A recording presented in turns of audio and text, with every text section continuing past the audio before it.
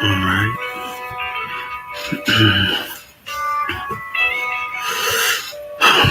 Peace, everybody. Shalom. Welcome to Movie on Innerstandings, and I'm Brother Lowe.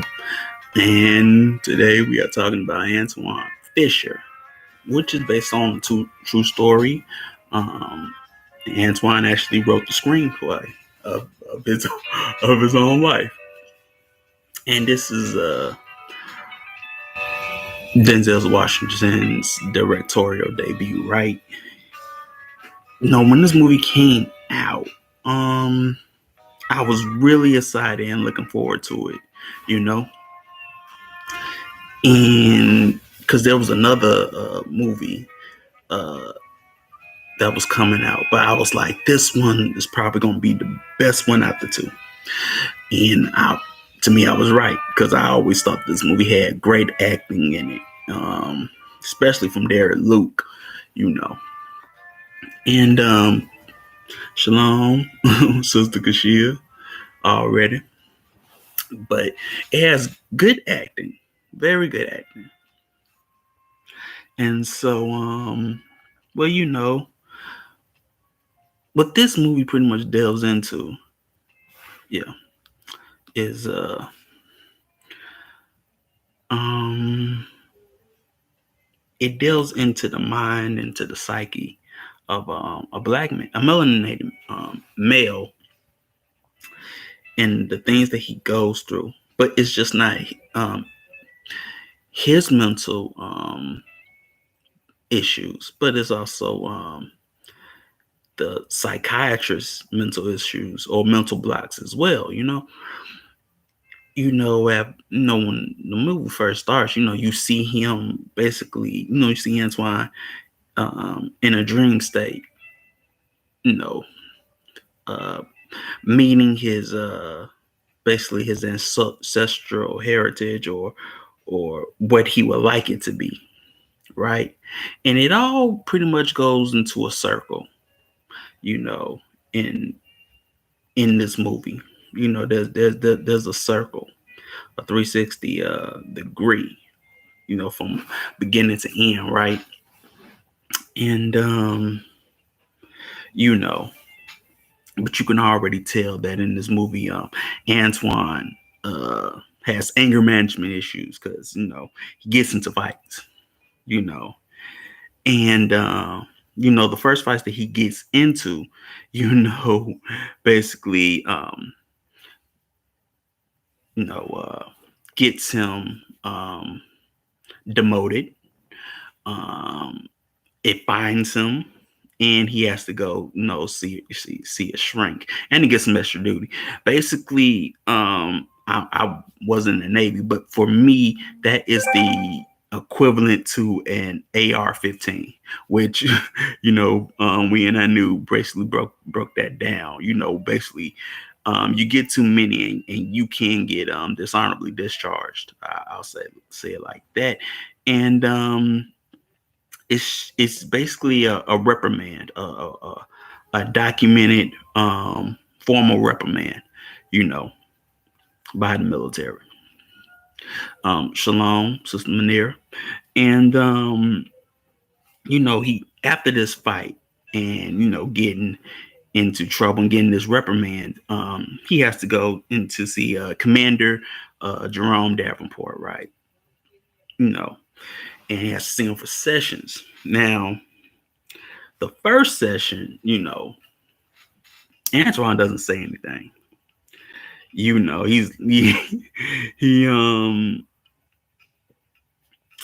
basically he comes to the session, but he doesn't say anything. He's like, there is nothing wrong with me. Ain't nothing wrong with me. I'm okay.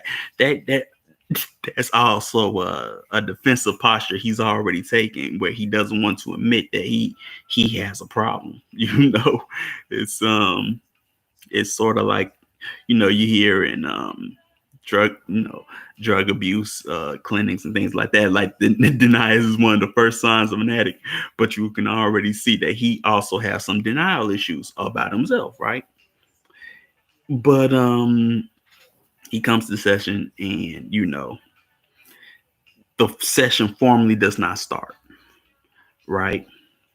But you have to understand that he for a for Commander Davenport to give him a formal evaluation, he gets 3 sessions.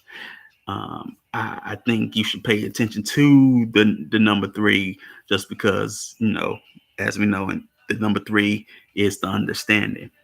And to me, the 3 sessions also, the first session gives the knowledge, second is wisdom, and the third pretty much is the evaluation. Well, the understanding, right?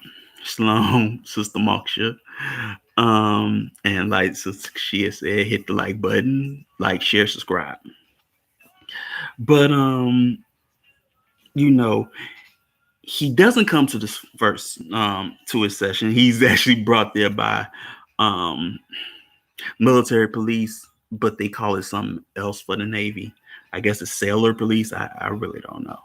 But peace, Sister Aquia. And he refuses and says, I'd rather go to the bridge. Take him to the bridge. And that shows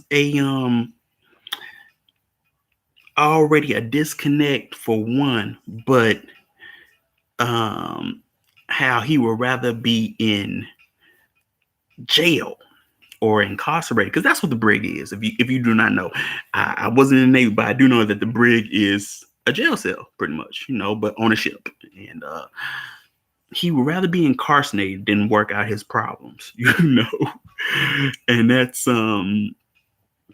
interesting if you think about the melanoid mindset, how one would rather be incarcerated than free and work out their mental problems. To me, that was telling. And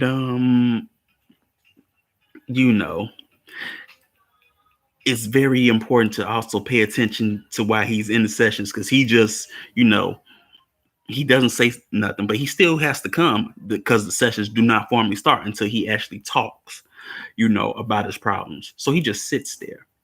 But if you notice how he sits there like a little kid.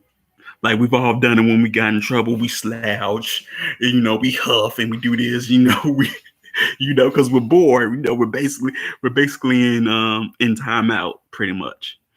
And we do all these sort of things to be noticed, which he does. He starts coughing, to really start off the session, right? Just to like a kid, because he wants to, start it off, but he don't want to formally, like an adult, formally initiate the conversation. He's going to basically do something to make the other person initiate it, so he doesn't have to do it. So he just coughs and he says, something wrong with you? He's like, I didn't say anything. And then, basically he starts talking a little bit. And then the session ends. But I think with this movie, at least if you start watching a bunch of movies, one thing you'll notice is that, especially if you have like if you watch extras, one thing you'll notice, like actors and directors they'll talk about the scene, not the dialogue. They'll talk about the emotions for the scene and things of that nature. And that's very telling, because it's basically mostly nonverbal communication that they're talking about. And you can see that, in these in the scene, a good scene is one that can properly display nonverbal communication. And in the next scene where we see, Commander Davenport and his wife, Berta, they're having dinner and they're eating salad, and she's talking about how these tomatoes came from our garden, and in that scene you can tell the distance between this married couple, how one is warm and soft and inviting and trying to initiate the conversation, but you have, Commander Davenport. He's just straight wall, defense wall, and no matter how, how she smiles and how soft spoken she is, he's not. He's uninviting of that. He's like, okay, but you can see that he's not actually um, in the moment and delving into the communication. So that was very telling to me. You have a psychiatrist who is very distant in his own relationship, but yet he's uh, basically helping people solve their own mental problems. When you can see in the scene that he has a mental problem of himself, he's defensive, and shut off in his own marital relationship, right? And so we get into Antwone's background. He's a foster preacher's kid. And he's not the only one. There was three of them, and he was the middle child. Like I say, three. There was three of them. There was the White, Keith, and Antwone. And he brings up the fact that like the White was half white and things of that nature, and how his foster parents put them against each other, and they were abusive. More so, Mrs. Tate was physically abusive with Antwone a lot. So that goes into another thing, how his disciplinarian was a woman, and she was highly abusive with him.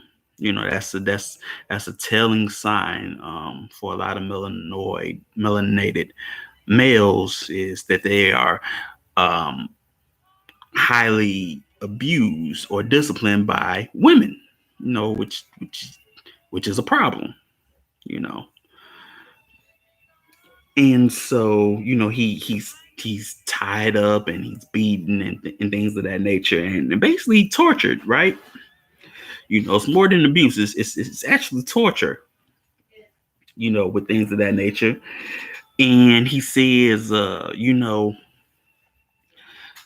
it got so bad where, I knew, what type of day it was going to be, just by, the feel of the air. If she did this, I had to watch out all day. But if I smelled pancakes, I knew today was a safe day.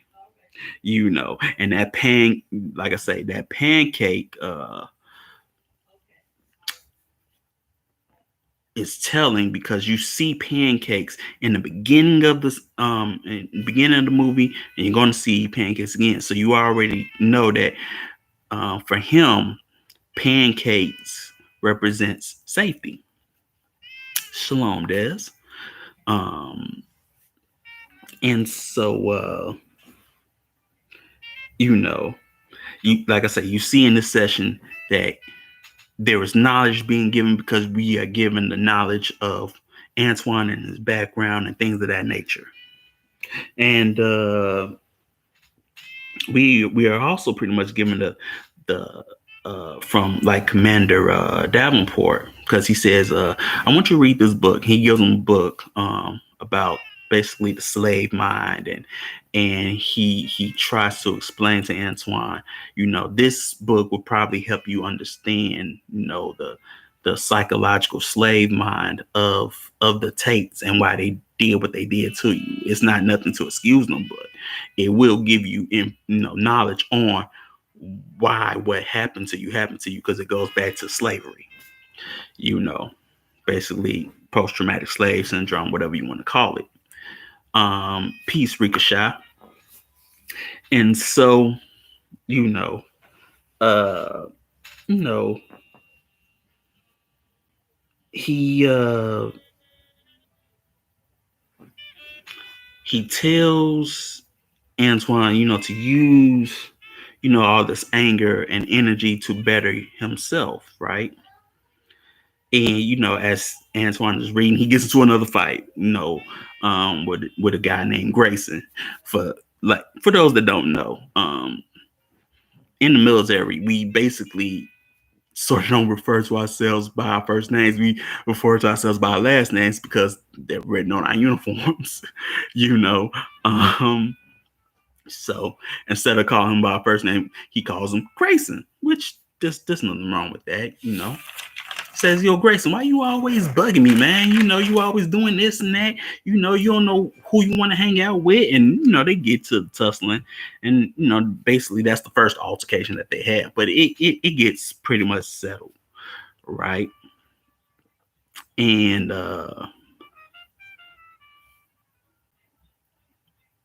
he looks, Fish looks for, Commander Davenport. Even still, I'm referred to my last name depending on the person. Exactly. Exactly, Sister Kashia. I- Like, unless um that person was real close to you, they'll probably know your first name and probably refer to you as your first name. They was real close to you, but the others, they'll just refer to you as it because they don't know you, and you don't want them to, at least with me. I didn't want them to know me. I didn't care. So if you were real close to me, you knew my first name. you know. Yeah, and that's a hard baby. Exactly. You know, and so basically, Fish looks for help with, Commander Davenport, and he asks, tell me what to do, Doc, because I don't know what to do. Basically, he's basically asking for a mentorship at that point, because he's honestly, asking for help because he doesn't know what to do, which says something, you know.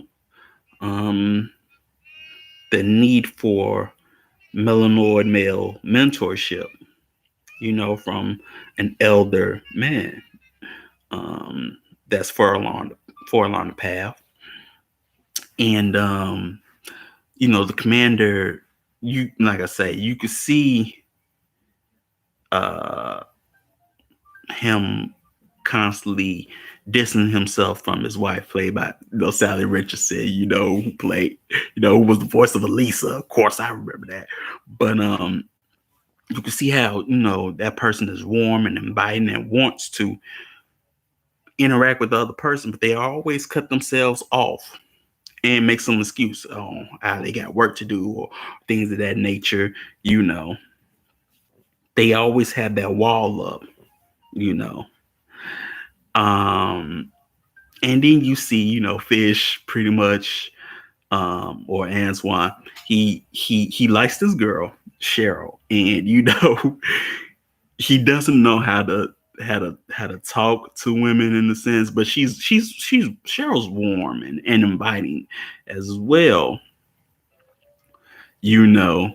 And every time, she invited him out, for a little get together, and um he turns her down and says he has something else to do, and he doesn't fully admit that he has he's seeing a shrink to her, but he says, I'm working on the paper with this commander. He makes it all up and things of that nature because he's ashamed that he's has to see a shrink, but and besides, he's still on restriction. He can't leave the ship, and go other places because he's being reprimanded, so he can't leave the ship.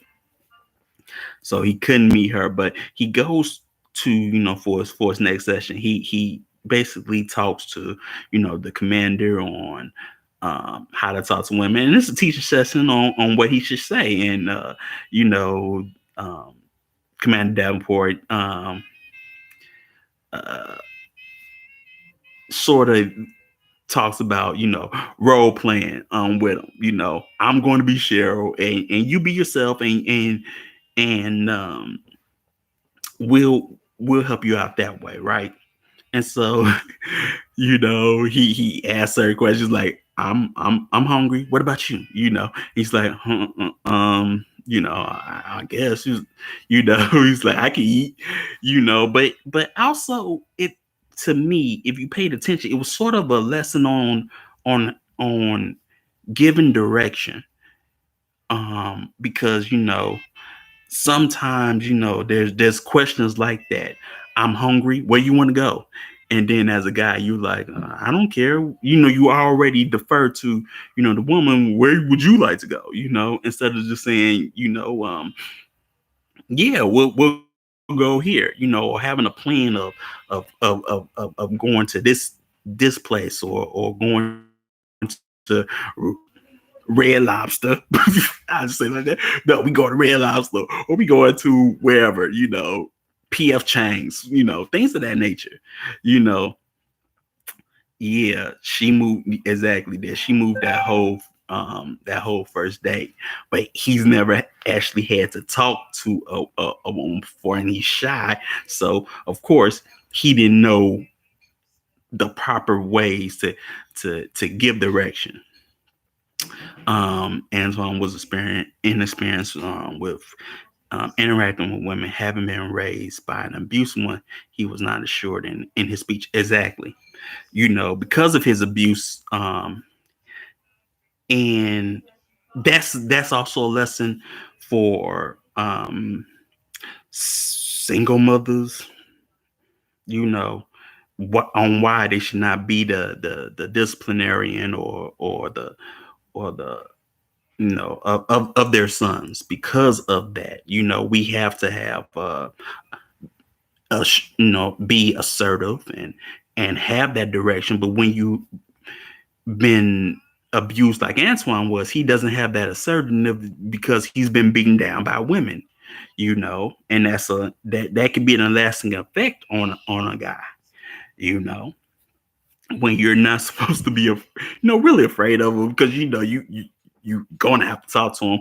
Even that can sometimes come into, I would say, rejection as well, and things of that nature.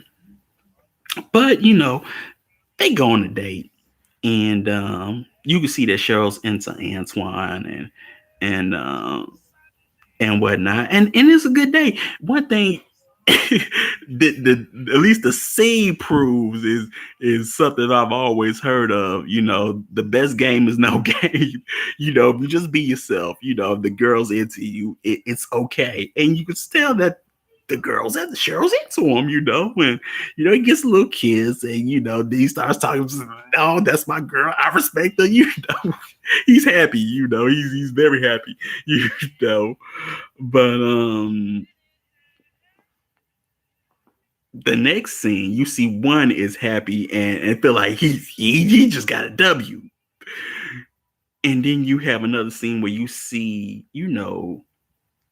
Commander Davenport. He's talking with his wife, and they're going over the photo book, and she's reminiscing and whatnot, and she wants him to talk to her, and he won't, and he's like, we're fine. You can see that he does the same thing that a patient would do.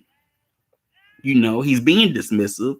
He doesn't want to dialogue, and he's running away. He's running away from the issue that's before him. And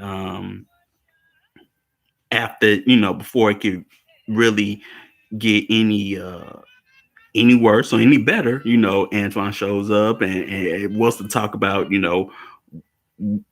she kissed me, and this, and he's like, I'm sorry, I'm coming to your house so late, but I just had to tell somebody, you know, and which is very interesting and whatnot, because you can also tell that he doesn't have any friends anyway, or friends on his own age, because he basically disassociates himself with yeah, on the cheek,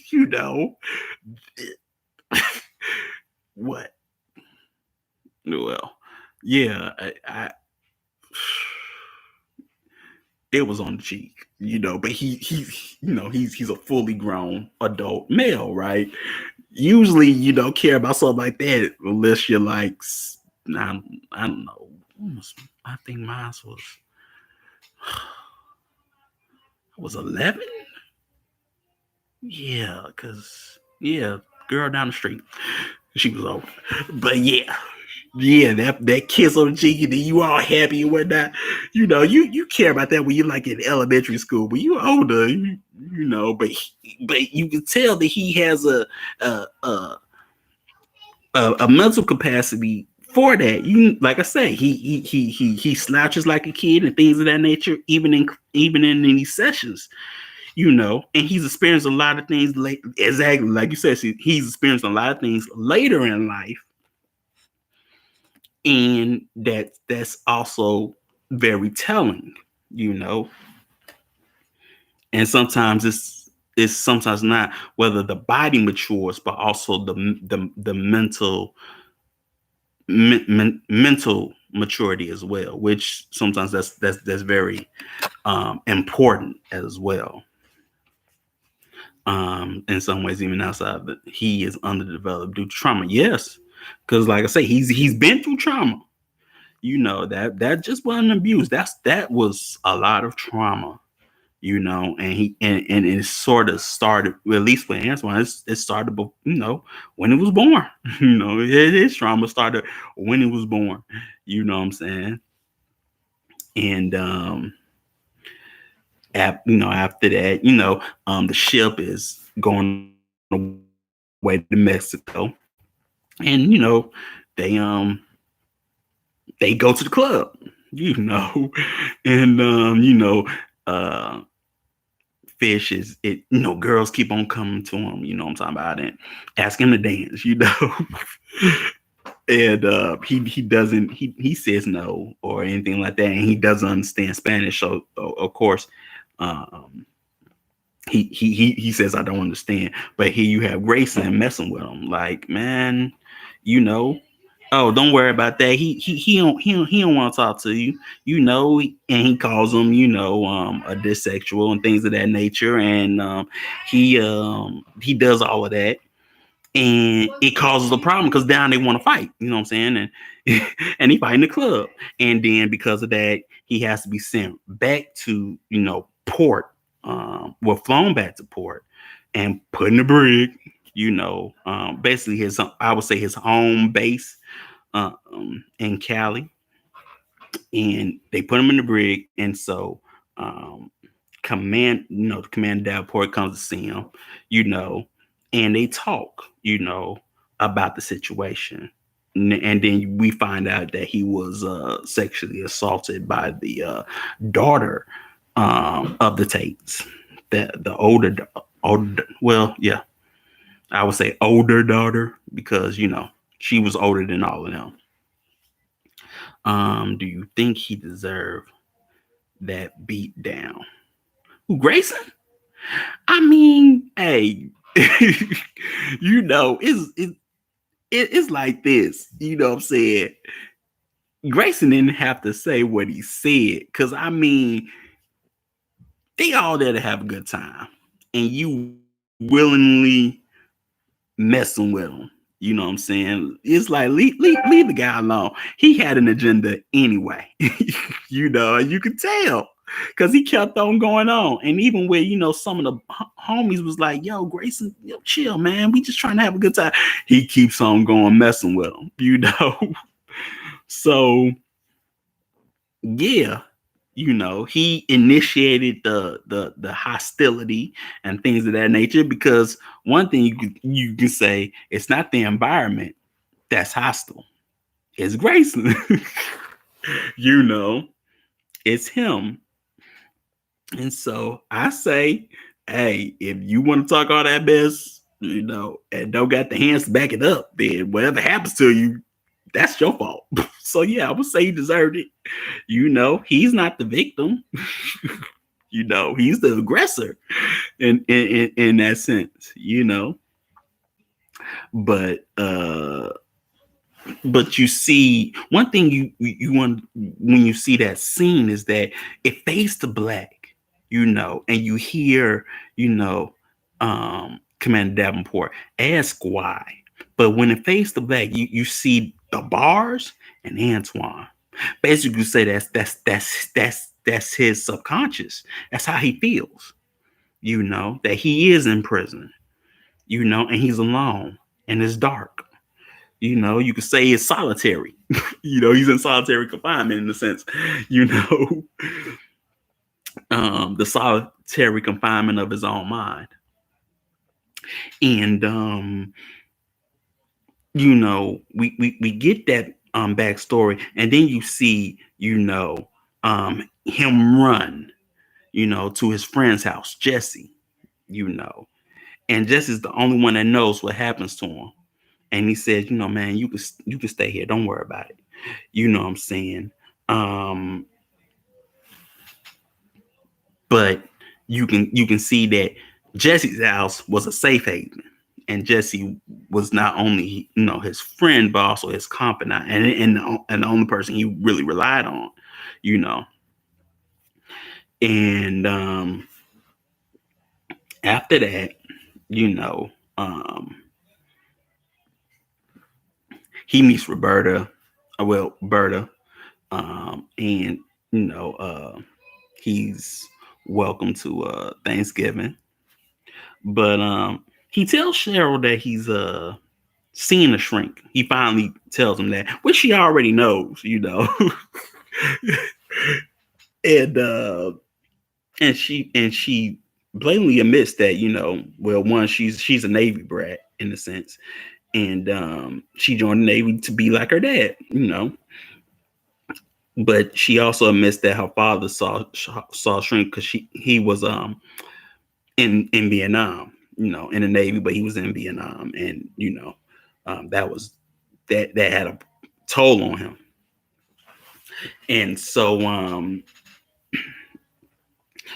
one thing, when you see the Thanksgiving scene, you sort of see the cultural lineage of different people or different families, and you see, uh Commander Davenport and his family and how they all are, but you also see their craziness in this scene and how they initiate the craziness and who's the initiator. Like his uncle is the one that initiated, basically Antwone leaving, because he had, he was like, man, do you miss, your mom's home cooking? Well, they don't know that, he was an orphan and his mom abandoned him and things of that nature. So he just leaves.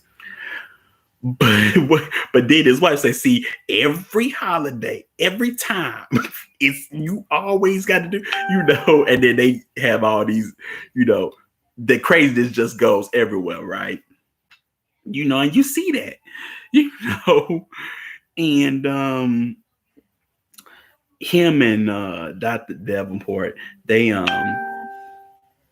go into, basically the living room, and he brings out a gift from the commander, and it's a poem on who will cry for the little boy, which is a nice poem. And then he handled that well. Was the um only one spared a beat in the whole movie. Yeah, yeah.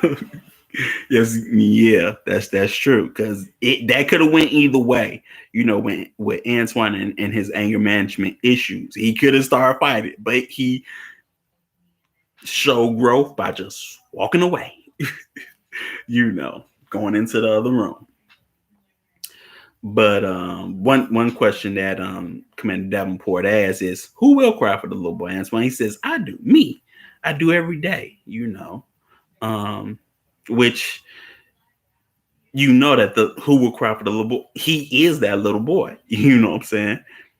Is to me is when I first saw this film, I thought Antwone was a little boy, and who will cry for Antwone pretty much, But Dr. Davenport says, and here's where the wisdom pretty much comes in, is that you got to find your own family.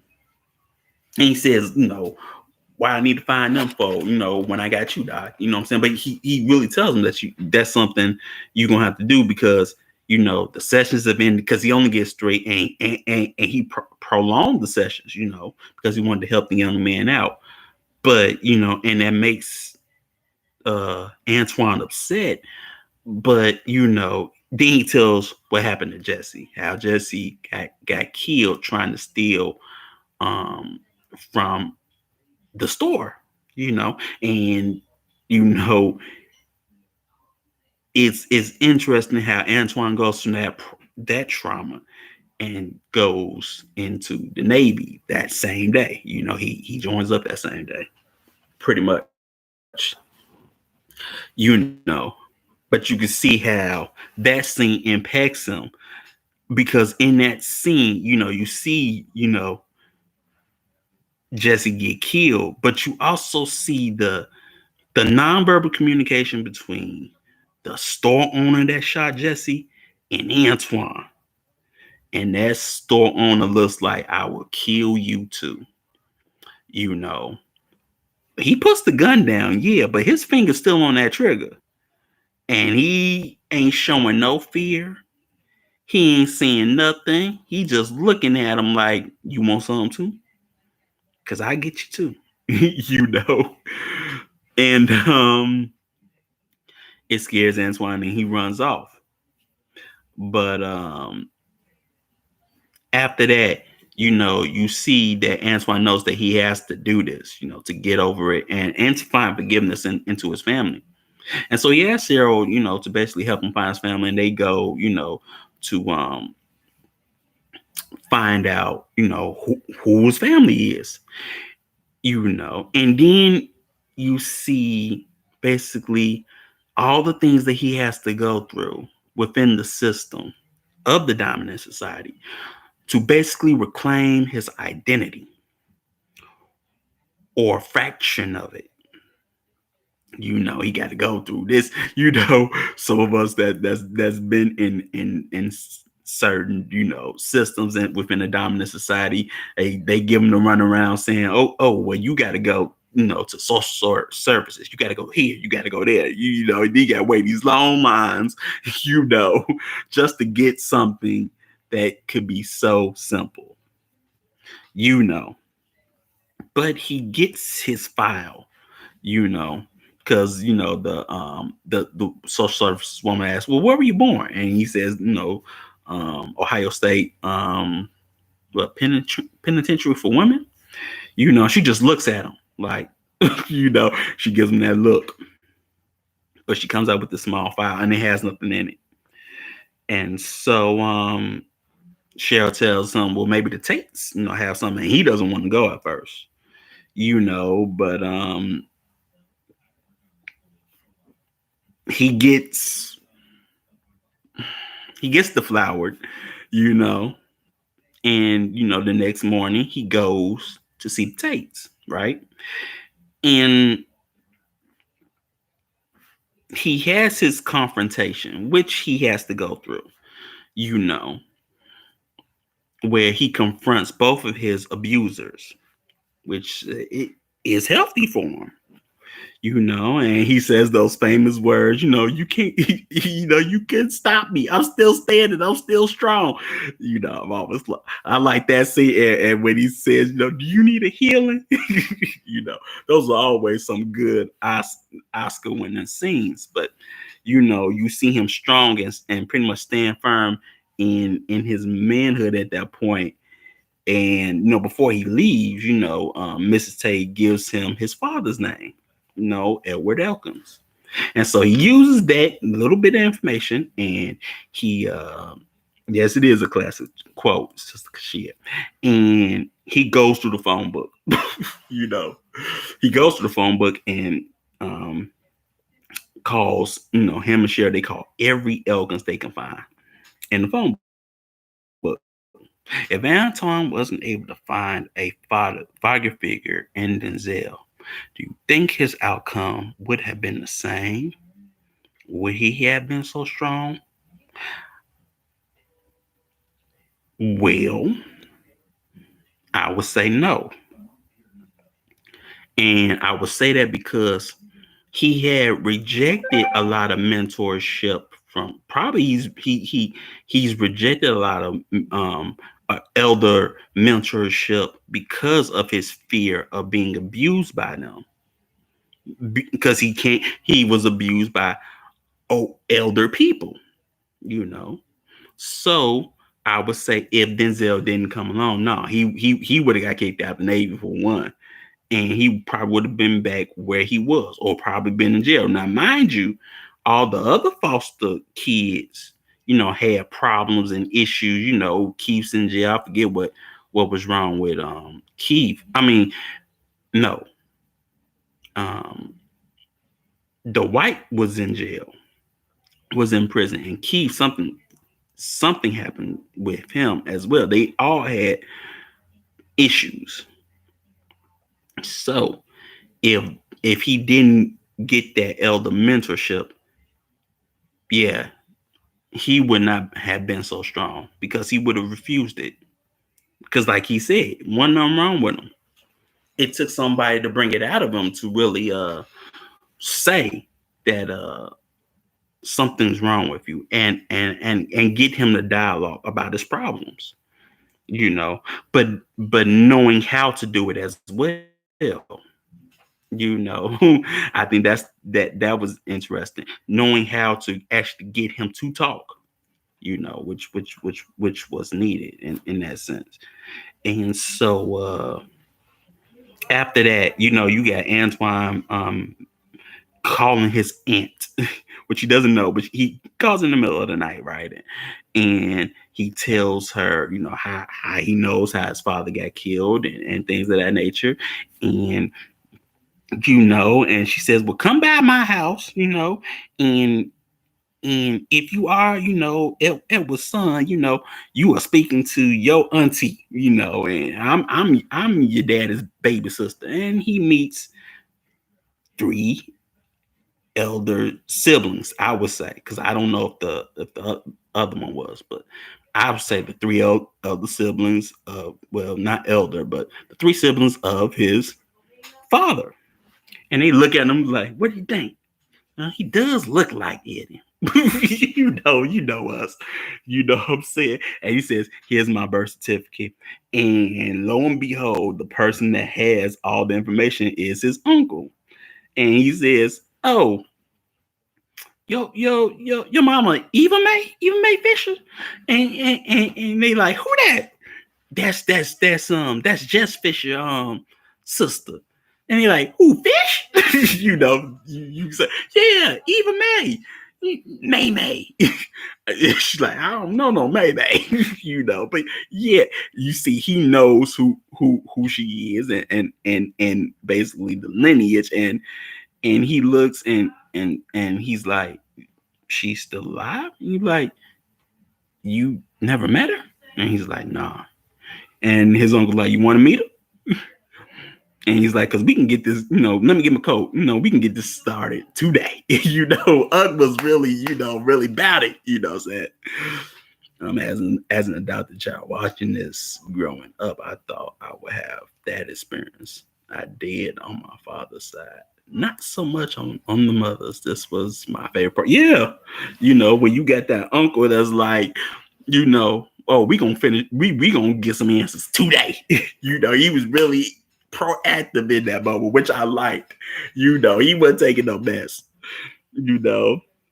So they go around to his mother's house, Eva Mae's house, or where she stay, and you could,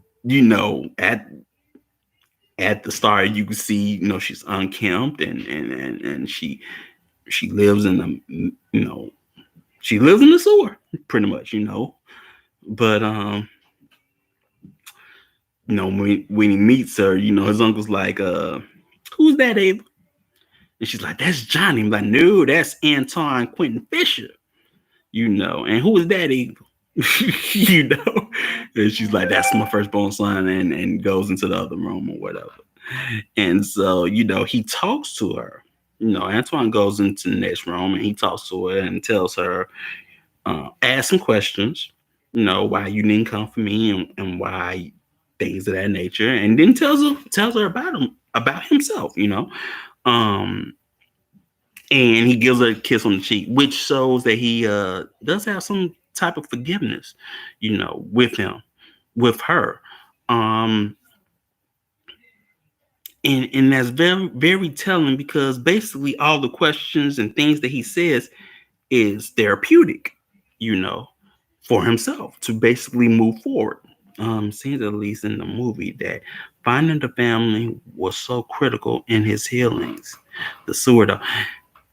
Hey, if you look at that place, it's the man. It's the sewer. What you want to call it? Concrete jungle, whatever. We all know. We all know it. We've all been pretty well, all of us, as she said, we were all raised in the sewer. It's a metaphor, I'm using it as a metaphor that she's not actually, in the sewer, but the the whole environment, you know, is like being in a sewer, or roach motel, whatever you want to, whatever you want to call it, you know.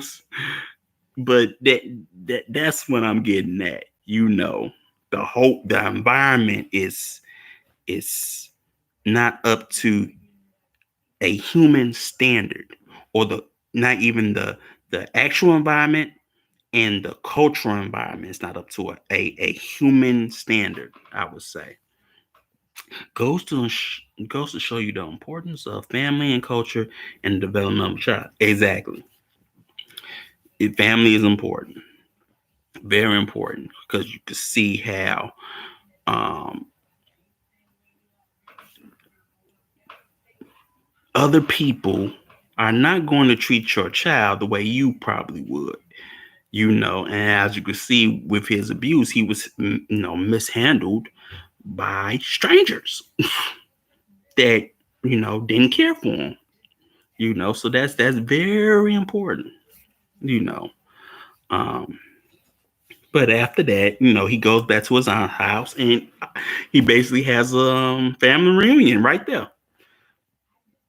And he meets, everybody, and everybody hugs him and tells them who he is or who they are, you know, and they got welcome home Antwone signs and things of that nature, and then you see him into the room, basically with all the elder people of his family there, right there, right, you know what I'm talking about, and then you see him being motioned by be a woman that looks like the eldest or the matriarch of the family, and she motions to him and holds his hand, and instantly I got the feeling that was his grandmother, and she was looking at him basically, you know what I'm talking about.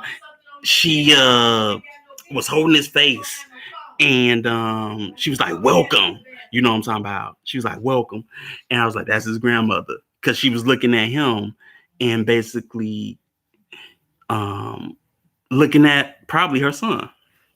It had me wondering, where were the family when his mother was pregnant in prison? They probably didn't know. Perhaps they didn't know until it was too. They probably didn't know at all. you know, that's the best part. His welcoming, yeah, because that's what I'm saying. That's the circle, and there's pancakes there, so he knows it's safe. He's in a safe place. I'm talking about, and whatnot, and he goes back to base, and Commander Davenport tells him the issue that he has with his wife, and why he's been so distant, because they found out they couldn't have children and whatnot, and things of that nature, and he blamed himself, and he was guilty, and he shut himself down, and but he says, no, because of you I owe you, and because of you I'm able to be a better doctor, and becoming a better husband and things of that nature, all because you came into my life. And so, you see them walk off. I died in the sunset, but they walk on base, saluting everybody, and even the commander salutes Antwone. Saying as a sign of respect and things of that nature. But that tells a lot. That part was the best part. Yeah, like I say, it goes full circle. But I swear that was his grandmother. That was somebody that knew, yeah, you one of us. And she's looking at him, like, yeah, you're one of us because I see my son in you. So that's the end of the movie, what I'm saying? And it's I liked it because one thing I didn't know that his mother was Viola Davis. I look at it, I was like, ain't that I did not know that was her. I never paid attention. I knew, that was the mom from Fresh Prince of Bel Air and things of that nature, but I did not know that was Viola Davis until now. I was like, ain't that? Yeah, that's her. But it's a very warm, like I say, Denzel does great directorial movies, and this was basically his debut. And they did, like I say, does wonderful acting. That's what I say. This was a movie. Even when I first saw it, I was really looking forward to. And was glad that I saw it. Um, yes, Des. Yes, yes. Look like from the sewer, but yes, that's true. But the next um movie on understands that we're doing all month in June is Them. It's a TV series, just came out pretty much. And next strong, we're doing 1 to 3, right? Episodes 1 to 3, but we're doing Them. It's a horror. It's a horror TV show, which was requested by Sister Deidre. So, if you do not like horror, look, you know who to blame. Yes, you know who to blame. Don't blame me. That's right. I'm snitching. Don't be like, so why you make us watch that? I'm like, hey, somebody put in a request. And I'm just doing a request. But don't you, Them is interesting. But I know some people don't like horror. Some people don't like certain genres, and they just be like, ooh, but yeah, exactly. But we gonna get into it. We gonna get into the historical aspect and things of that nature, because even certain things of certain genres do have things to basically teach. Even horror. Just the case in point, The Omen. That was a scary movie for me. When I was little. I did not want to. Ooh, boy, I did not. After watching that, I did not want to go to bed. I cried so much. And remember, The Omen's older than me, but the adults, they were watching it, and it was dark. It was nighttime, man. It's like, okay, time to go to bed. I want to go to bed. The Antichrist come get me. I wasn't afraid of Jason. I wasn't afraid of Freddy. But just think, But yeah, triggering. But we're going to get into it. So thank you, everybody, for showing up and showing out. I will see you next strong. Remember, tomorrow we have Shema, and we're going to get into it once again. So at Our New Life Global, and I will see you Shabbat as well. So give thanks, everybody. Toda. And thanks for, like I say, thanks for everything. Really appreciate it. So peace.